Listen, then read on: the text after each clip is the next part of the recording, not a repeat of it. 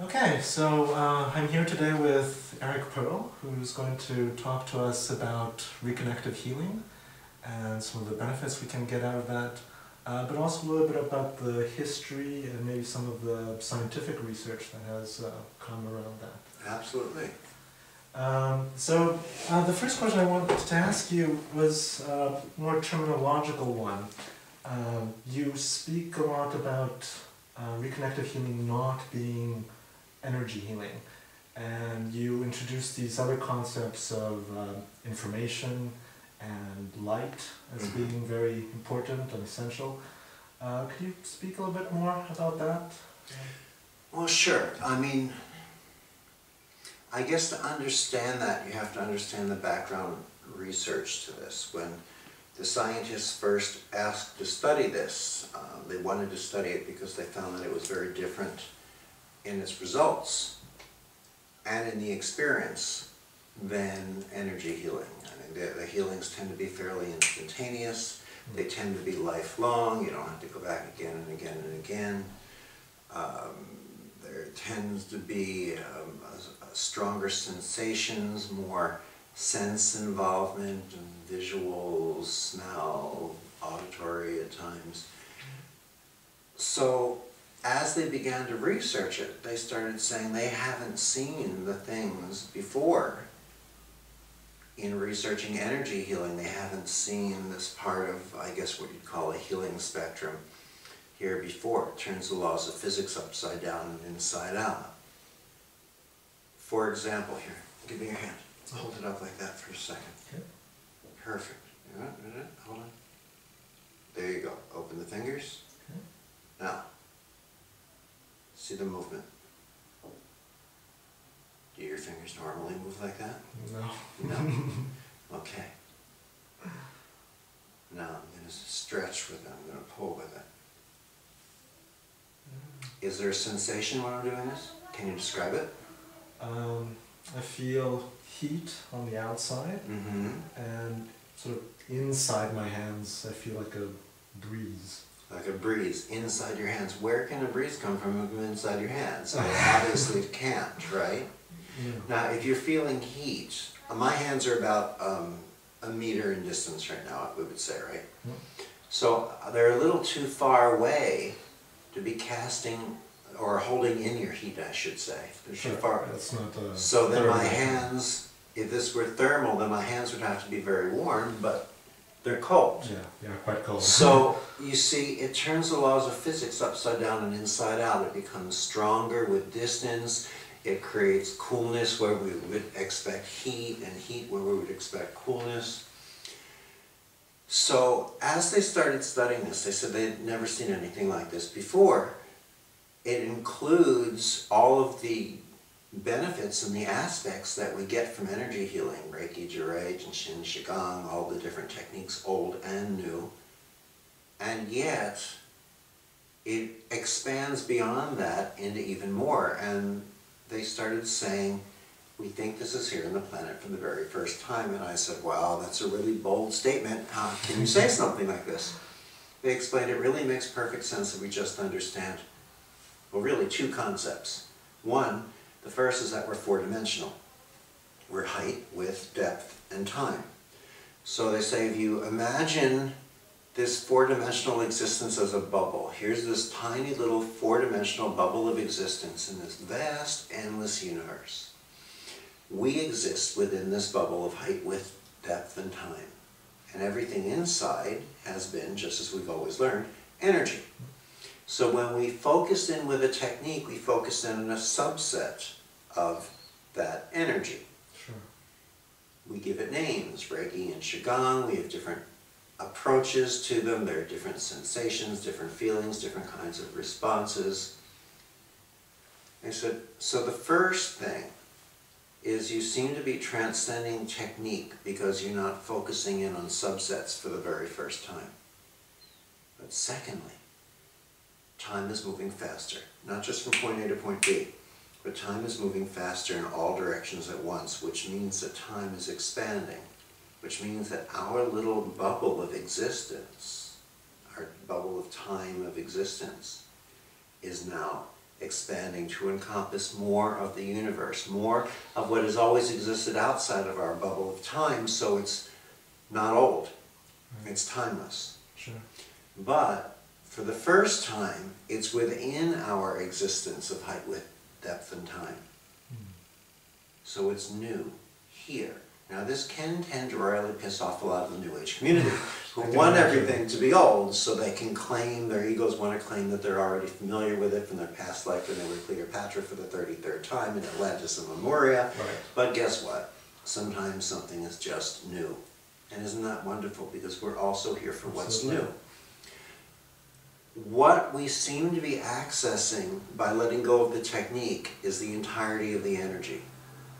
And then when we let go further of that focus of technique, we access this expanded arena that takes us beyond energy into light and information, which is what they feel is a part of what accounts for the healings being so instantaneous, being so comprehensive, being so life-lasting.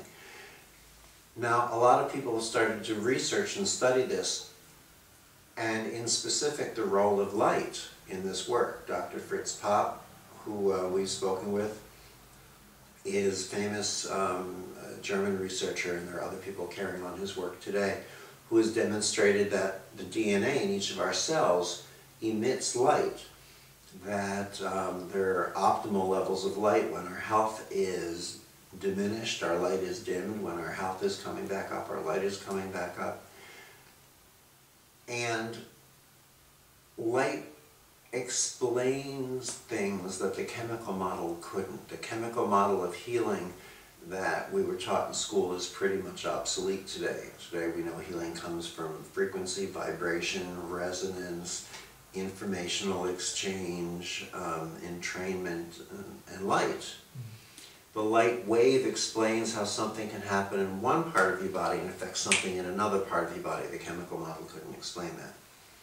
For example, now we know that light is required for life. We know there'd be no life on the planet without the sun. Even if we talk to people who've had life after death experiences, the real ones, they talk about that light that we return to, which is the light that we all come from, which is home for us. And now we know that there's light in the DNA. Now, take that to a different step or focus. There's a concept called entropy. Entropy is the natural tendency for things to fall into disarray, disrepair, disorganization, degeneration, to age. And what increases entropy is speed. So for instance, if you take two buses, you drive one around at its maximum speed, it will have a shorter life than the other one. You drive at its average optimal speed. Right. People who take amphetamines or speed freaks, they age faster, more rapidly. But Dr. William Tiller, Professor Emeritus from Stanford University, who's famous for, well, let's see, he's authored about 350 books, and maybe, 350 scientific papers, maybe about a dozen or so books. And he's known for, among other things, what sounds complicated, but it's not. It's called the Tiller-Einstein model of negative entropy. Tiller means William Tiller, Einstein means Albert Einstein, model means, well, hey, it's a model. And negative entropy means the opposite of entropy. What he's discovered is that once we reach the speed of light, degeneration reverses itself, becomes regeneration. Disorganization becomes reorganization. Dis-ease becomes healing or ease into the system. So when we interact with this spectrum of light and information, the light serves in essence as a reminder to our optimal light vibration. So figuratively speaking, you could say that it triggers a voice. Once you learn how to facilitate these healings, that it triggers a reminder inside of the person you're working with that says, hey, I remember this. This is me vibrating healthy. This is me vibrating as light. I think I'll do it again. And as they return to that natural vibration of light, anything denser than light, anything heavier than that light, which tends to include pretty much most of our health challenges, has pretty much nothing left to hold on to. So if appropriate, as appropriate for that person on their life course, those densities just fall away. And if we get nothing else from this interaction, let's understand these next two statements, which are A, healing is just that simple, and B, anything more complicated than that, anything more complicated than that, wands, crystals, tappings, aroma, protections, rituals, anything more complicated than that is designed to sell us something. But what it's really designed to sell us is on the concept that we are less than 100%. It's designed to keep us in fear, lack, limitation, the illusion of separation, the illusion of darkness. And it's our responsibility today to step through that, to step into our abundance, light, love, prosperity, unity, oneness, to recognize our fullness. Now, it's not a bad thing that those techniques and rituals and object sales to us and things are doing. It's a necessary thing. Right, I remember you speaking about this as being training wheels for riding a bike. Yeah. Which eventually need to be removed or transcended. Yeah. I mean, well, let's do it this way first. These people who are selling us these training wheels, they're not bad. It's an important role that they're playing, and I'm sure that when we leave this body and we all return to that light, we're going to see them along with everyone else and embrace them, love them, and thank them for the job they've done. Thank you, you've done a wonderful job. You helped me get to a point of fear and limitation and sensation of being insufficient. You helped me get to a point where I finally took the stance I needed to stand and said, I don't have to do that any longer. I don't have to live in that limitation. So without them doing this with us, we wouldn't necessarily move to this new level of consciousness. But yes, what you were talking about is our energy healing techniques are like training wheels on a bicycle. Very valuable. Training wheels are an important tool. If you have a young child, you want to teach them how to ride the bicycle, you get a set of training wheels so they can learn to discover their own balance without injuring themselves. But once they master the bicycle with training wheels, what do? We remove the training wheels, or they'll never master the bicycle itself. If we went and added more and more and more and more training wheels, it wouldn't be that the bicycle wouldn't work. They'd be solid on this kind of trucky little bicycle thing. Sure. And they'd have mastered the bicycle with many training wheels. But they'd never have mastered the bicycle itself. Right. Until we remove the training wheels. So God bless and love the training wheels. They serve a role. But we have to recognize the gift of the training wheels comes once we remove them, once we transcend them. The gift of our energy healing techniques come once we transcend the technique itself. Imagine that you want to study the stars in the heavens. What might we do? We could take a telescope, focus in on these stars, focus in on these stars, focus in on these stars. But when we're focused here, we're missing that. When we're focused here, we're missing that. We focus in on the small parts of the picture. But at some point, that technique of the telescope no longer serves us. We yearn to see the bigger picture, and in order to do so, we take what we've learned from the telescope, we put the telescope down, and we get to understand the larger picture of what's there. Or look at our religions. I view our religions as if they're various windows out into the universe. One window shows a synagogue, one shows a mosque, one shows a church, one shows a river or a beach, an ocean or a palm tree. And we spend most of our lives looking out of one window, maybe the same one that our parents, our grandparents, our great-grandparents looked out of. And then we meet someone whose window shows something else. And the frightened part of our personality, as Gary Zukav might say, or the ego, first goes into fear and wants to protect itself. So we argue with the other person over whose window was right. Until or unless we meet someone who's not so confrontive in their approach, and we feel comfortable and safe taking a peek out of their window, and we see that there's more than just our window is shown. And we start to recognize, if we look out of more and more windows, it's like adding facets to a diamond. The more the facets, the more the shine, the shimmer, the greater the beauty. But even if we look out of every single window that there is, we'll never see the whole picture, because each window is limited by the window frame. Each window frame is further limited by the wall that supports the frame that supports the window. Only when we're willing to all go outside up on the roof and have a party can we see 360 degrees in all directions. Who is the one person who can't see 360 in all directions on that roof? It's the person who walks up to join the party carrying part of their window frame with them. They're the only ones who are limited in their perspective, and they're the only ones who don't recognize that they're limited in their perspective. Until they put down the technique of looking through the window, of looking through the telescope, until we transcend the training wheels,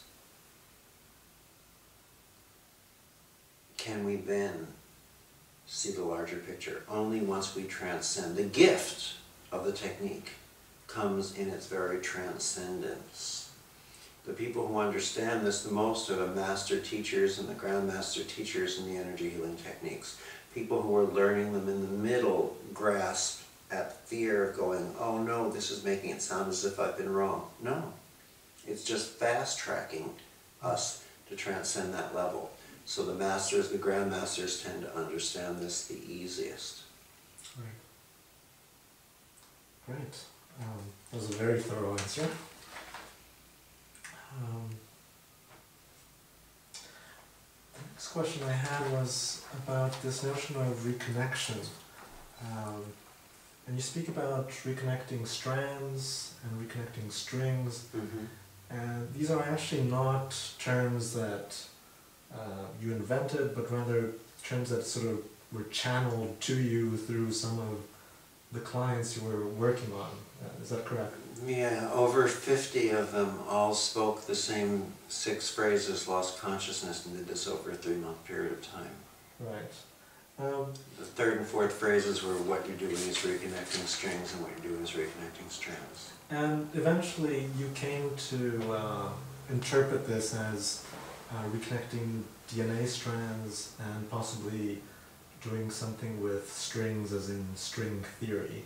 Simultaneous planes of existence. Could you maybe elucidate a little bit more on what sort of made you make that interpretive leap from these sentences that were uttered to you to sayings like, okay, now I think they're actually referring to DNA strands and string theory?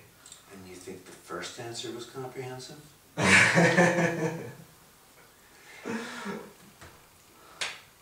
Okay. When my patients started losing consciousness and channeling through these phrases, I went to get insight and information. And the information that I received somehow came from within me. I'm condensing the story greatly, because if I tell the whole thing, you'll never get anywhere. Let's just say from that experience, I understood with absolute certainty that strands meant DNA strands. I thought that strings meant the same thing. I figured, you know, you pull out a hair, it's stringy, it's strandy, it's the same concept. It was years later when I understood greater that, or where I began to understand, people brought to my attention string theory, simultaneous planes of existence, and I started to recognize there was a reason that some of them said strings and some of them said strands. Now, I'm sure there's much more reason to this picture than I understand so far, but at least I understand these aspects of it. Yeah. I believe. I believe, because what are we going to find out later? I don't know. Sure. These give us insight into the body.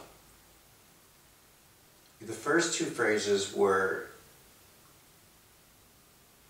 we're here to tell you to continue doing what you were doing. What you're doing is bringing light and information onto the planet. Now, to continue doing something doesn't mean repeat the same thing over and over again. To continue it is to continue it on. You know, a line, you know, a dot into a line into a wave, Sure. a continuation, a continuum, continue doing what you're doing. The next phrase that came through is what you're doing is bringing light and information onto the planet. Now,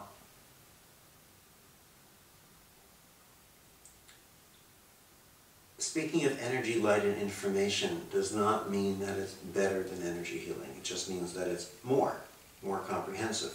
More does not mean better, or better would be the word. Let's say, for instance, that we'll give our little four-dimensional bubble we talked about of energy, we'll give it a color, we'll give it blue.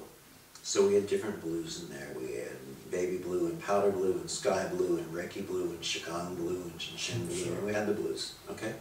Now, we move beyond energy into light and information. So let's give light the color yellow and information the color red.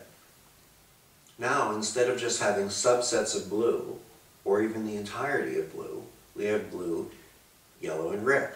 Are yellow and red better than blue? Of course not. Are they more than blue? Of course, yes. Sure. Further, with this, we don't have just subsets of blue, yellow, and red, but now we can blend them. We create greens and purples and golds. There's phenomenally more. Not necessarily better, but distinctly more. Right. The next phrase is we're reconnecting strings, reconnecting strands. Now, to understand that a little bit and what this means, I'm taking a very large concept and trying to figure out how to chunk it down for you for this interview.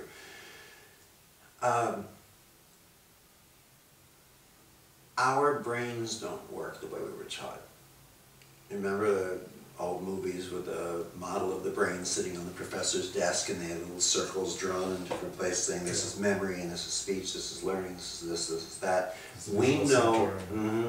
We know today from the work of doctors Carl Pribram and Carl Lashley and others that model is also obsolete. It's pretty much dead. We know that the information is not in little secluded areas, but it's diffused throughout our brains, and it's non-local. It's in this field that today's science calls zero-point field. It's a field of information that we always access. When you think about a friend you haven't thought about in 15 years, 15 minutes, they call you on the phone, you're in the field. When you were a kid on a school bus and your friend fell asleep and you stared at them until they woke up, you're in the fields. People who are geniuses, people who are psychics, people who are healers.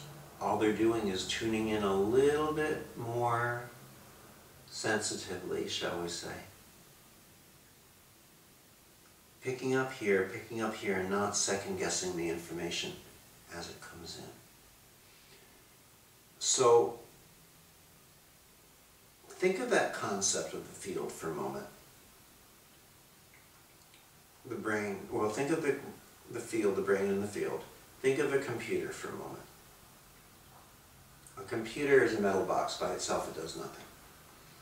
Install a software program into it, you get information out of that computer, and with the right software, you access that internet field out there somewhere. Upgrade the software, better information from the computer, better access to that internet field out there somewhere. So what if our brains are our hardware? What if our DNA is our software? And what if what we are doing once you learn Reconnective Healing is what's already been confirmed in 5 international studies, with the 6th one being planned, that you are restructuring, or as I like to say, reconnecting the strands or the DNA. Then what we are actually doing in that little action, that little interaction we did with your hands, is facilitating a human software upgrade.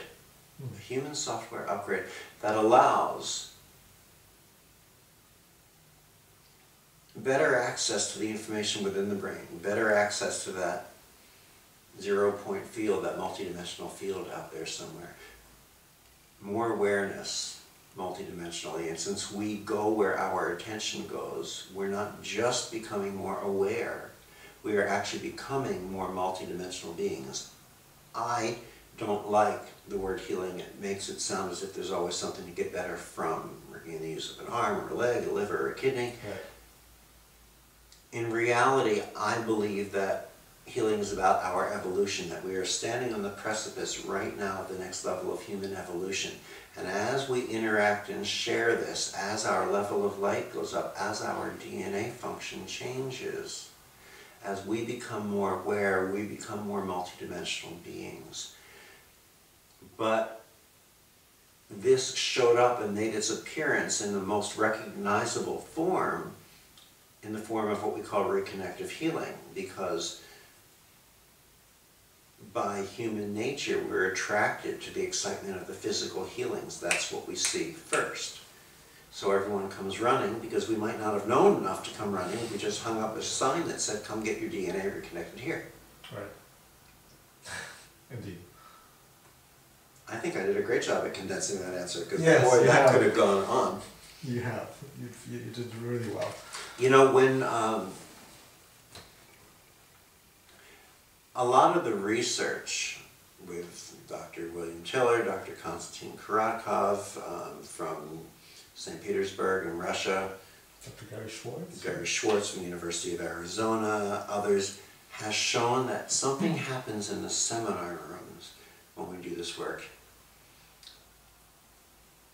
What they call excess or free excess thermodynamic energy rises to such a level that if they were going to try to reproduce it with just energy healing in the room, they would have to heat the temperature, raise the temperature of the room to over 300 degrees centigrade, 300 degrees Celsius. They'd have to raise that temperature to. Something changes in the very field, in the interaction, which we benefit from being immersed in the frequencies during the learning situation. So maybe what we should do is I should explain a little bit about what people can expect from coming to the seminar, so you know if it's really for you or not. What happens is we're doing this weekend right here in London at, is it Kia Oval at the Surrey County Cricket Club? I'm trying to remember the name of that. That sounds right. Something like that. You can go to thereconnection.com and find it. I don't know for sure, but that's what I think I remember the name as. We're going to do a 3-hour presentation this Friday night. This Friday night, well, when will this air? Tonight? Yeah. Tonight's Thursday, so tomorrow night. Better That's hurry right. up. Yes, indeed. We'll have a 3-hour presentation. We talk about the history of the work, the theory, the philosophy, how it came about, some of the science behind it. We give everyone an opportunity for you to feel this in your hands there. And we'll bring up some volunteers from the audience. We'll bring up some volunteers from the audience to give some live demonstrations of the healings, so that you can see the reality of this on yourself, or maybe on someone that you know, if you're one of the people that come up. But Saturday and Sunday is different. Saturday and Sunday is a real working seminar, and so I warn everyone, don't come. And I mean it. Don't come if you think we're all going to sit around, hold hands, om and sing Kumbaya, my Lord, because it really won't happen that way. What we'll do is I'll demonstrate a level of the work from the stage, then we all go to massage tables.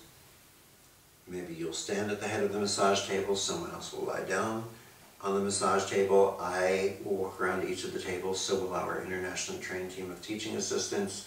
We'll take your hands, we'll show you how to begin to feel for this, to find it, to play with it, and get the sensation, find this more comprehensive healing spectrum.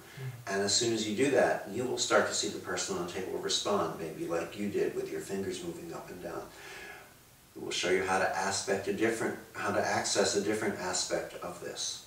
You'll see the eyes begin to rapidly dart back and forth, or the feet move. We'll show you how to feel something else. You'll see the breathing become staccato, or the color in the face change, and you'll start to recognize that, when I'm here, I'm feeling this, and I see that. But when I'm here, I'm feeling something else, and I see something else. And you start to recognize your clear role in opening a door, shall we say, that allows that person to step into their expanded healing state. And we go back to the chairs, we talk about what we just learned, discuss some more philosophy, do some Q&A, demonstrate a new level of the work from the stage, go back to the massage tables again, and this is pretty much the weekend of Saturday and Sunday.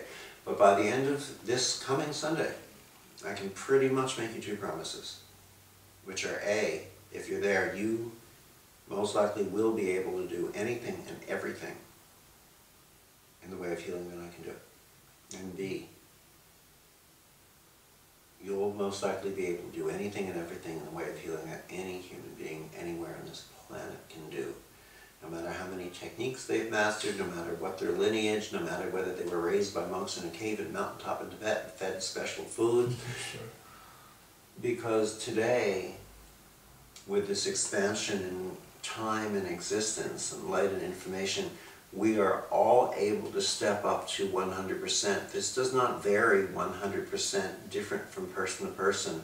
I mean step up to being 100% where we can do everything and anything that anyone else can, because we've been spending all this time looking through the telescopes, looking at what's little, looking at separate pieces, even looking at what makes us separate and unique. And we you know, prided ourselves on it. I'm Italian, I'm Catholic, I'm Irish, I'm this, I'm that, I, me.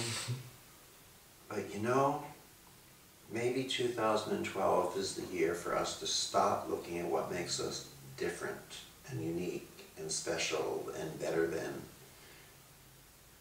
and instead start looking at what makes each and every one of us the same. To recognize that when one child cries in one part of the planet, 100 children weep somewhere else, that when one child laughs, 1,000 people laugh, that we are that connected.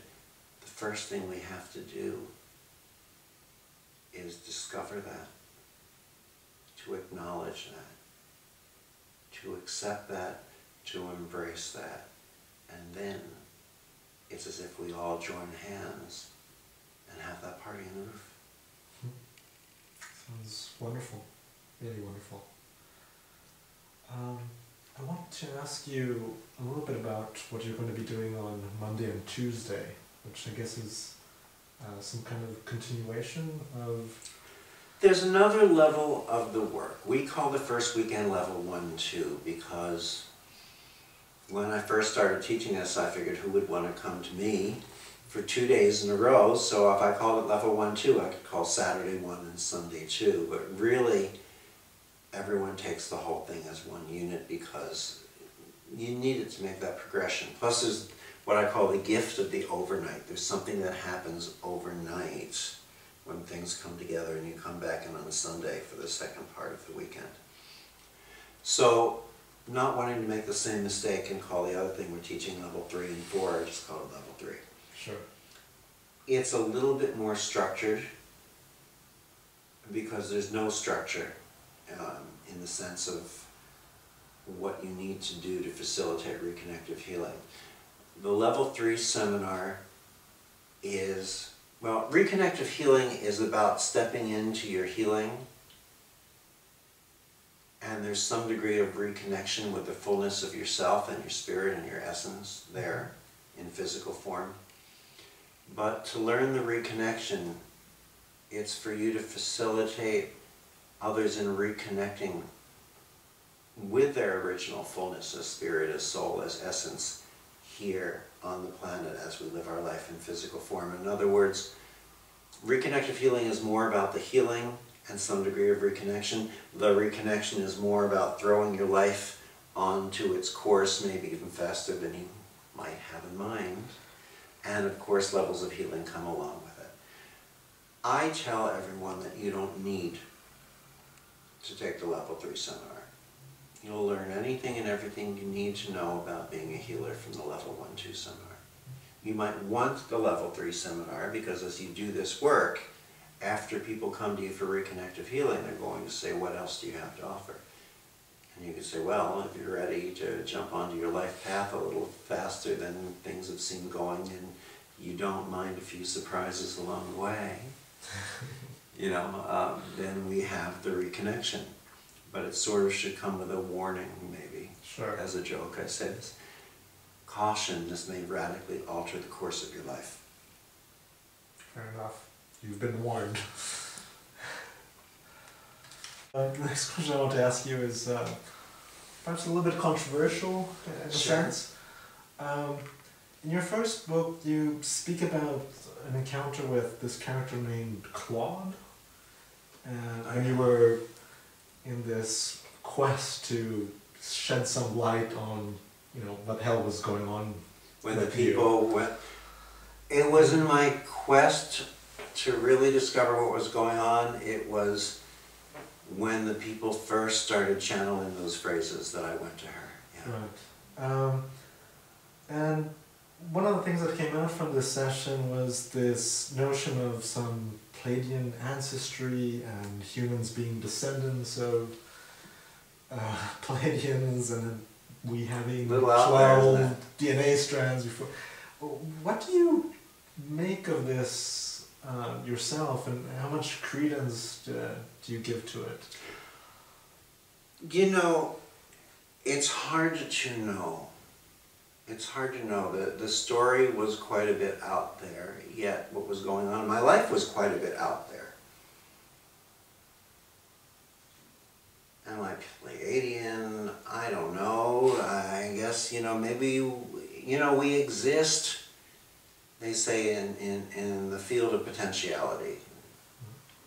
So all potential is there. The multi-worlds theory in quantum physics is that we're existing on all planes at once, and endless lifetimes. Each lifetime has just a little change here, here, and here. Maybe we're in some other lifetime doing this right now, and you and I were in blue and purple.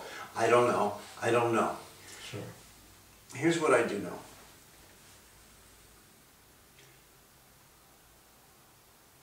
Some intelligence somewhere reached through what we refer to as the illusion of space and time and turned over 50 different patients of mine into living human broadcast systems, all saying 6 word-for-word phrases. Now, who was it? I don't know. But I do know it's some intelligence that thought this important enough. And if it didn't happen, none of us would be having or watching this interview right now. The book is called The Reconnection. Heal Others, Heal Yourself.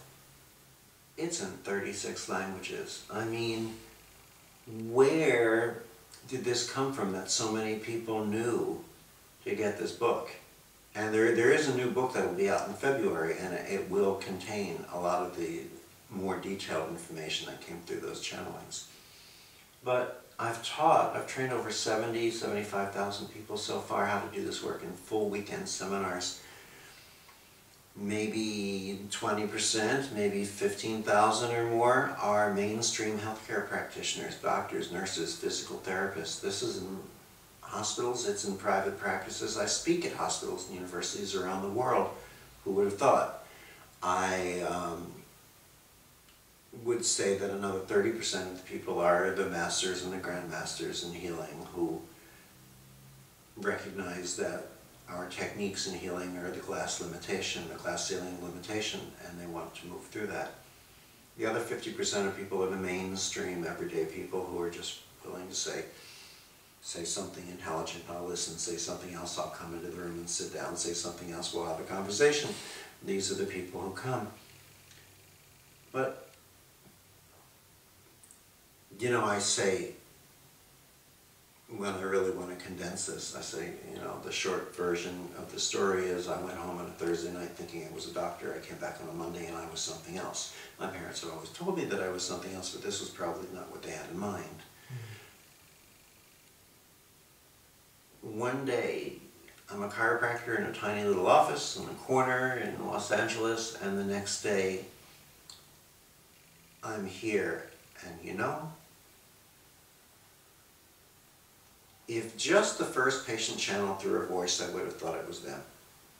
If I did, I might have thought, well, I've really lost my mind. I mean, already I question it at times.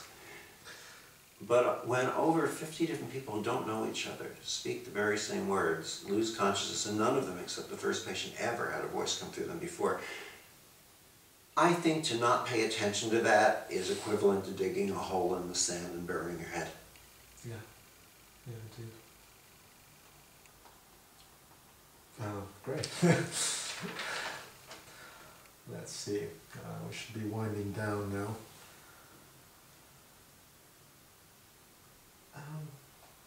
By the way, if people want to find out more about the seminars or have insights into that, you can go to www.thereconnection.com. And it gives us, you know, things we don't have time to go into. It gives YouTube interviews, interviews with scientists, some of the results there, our schedule all around the world of where we're giving seminars, where you can find it. So it's just like the book title is The Reconnection, Heal Others, Heal Yourself. The website's thereconnection.com. Wonderful. I know what your problem is. I've answered the questions inadvertently that you've already written down. You have actually answered a lot of questions, and that's wonderful. You have already touched on this somewhat, but could you say a little bit more about your experience at these research centers with Gary Schwartz and Konstantin Kurokov? Sure.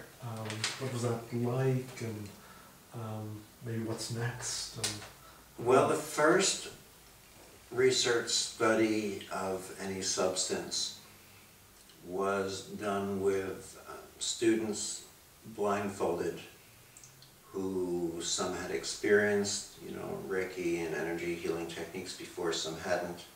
We taught them all how to feel the reconnective healing frequencies. Then they were blindfolded in a darkened room, and we sat about a meter or so apart.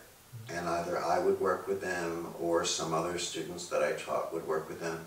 And the blindfolded student would have to hold up their hands like this. And the person sitting opposite them would direct the reconnective healing frequencies, right hand or left hand. So they had to distinguish really two things, a lot of them. One, they had to be able to recognize the difference in just the lighter sensation of the Reiki or the energy healing techniques and the stronger sensation of the reconnective healing frequencies. And B, their basic distinction had to be right hand, left hand. And they had up to 60 seconds to do this. It was a 5-day study. It went about 10 hours a day, I would say. Well, on the first day, the average accuracy level was 65% of saying, you know, it's the reconnective frequencies, it's my right hand, it's my left hand. Well, that didn't sound too exciting to me. The statisticians were excited by it because they thought odds were it would be 50-50. Right. But Tuesday, Wednesday, Thursday, Friday, by the end of that week, the average accuracy level went to 95%. Now when you go from 65% to 95% fairly consistently, that's called a learning curve. And let's face it, you can't learn to discover something unless it exists. So this was Gary Schwartz was very excited to go, well, we've demonstrated that it exists. That's the first step. I already knew it existed, but now he's happy to. Right. We've done a lot of studies since that, but I think I'll just jump to one of the more recent ones that I like with Konstantin Kurokov, which we did with Olympic athletes in Russia and St. Petersburg. We took one group of Olympic athletes to receive 10 minutes of reconnective healing, and I think there were maybe 2 control groups. I think one of them received energy healing techniques and one of them received nothing. And 10 days later they were measured again. The control groups had no change. The groups that received 10 minutes of reconnective healing had dramatic improvements in their red blood cells, their white blood cells, their blood humor levels, their emotional states, and even their DNA. it was 0% change in the other groups, and it was 100% change in the Reconnective Healing group. They thought that it was going to be a study paper. They actually turned it into a book and combined, included some other studies in the book, which is on Amazon.com. Dr. Karatkov authored the book, and it's called Science Confirms Reconnective Healing.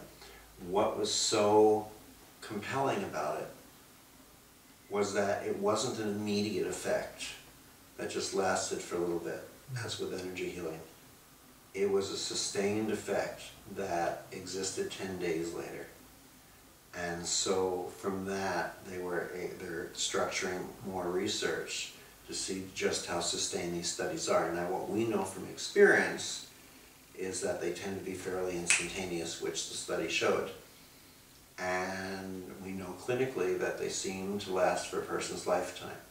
So now they'll demonstrate that also under scientific controlled double-blind studies as best as they can. I'm sure they're not going to stay on top of people for all of their lives, but they'll do, longer-term evaluations.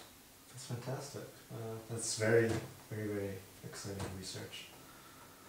I guess that more or less concludes the questions I wanted to ask.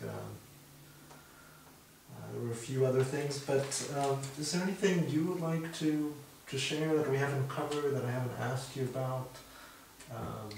I think really the most important thing for people to get is that we no longer need to look outside of ourselves to find a special healer somewhere on the planet. We no longer need to look outside of ourselves to find something to allow us to be the healer.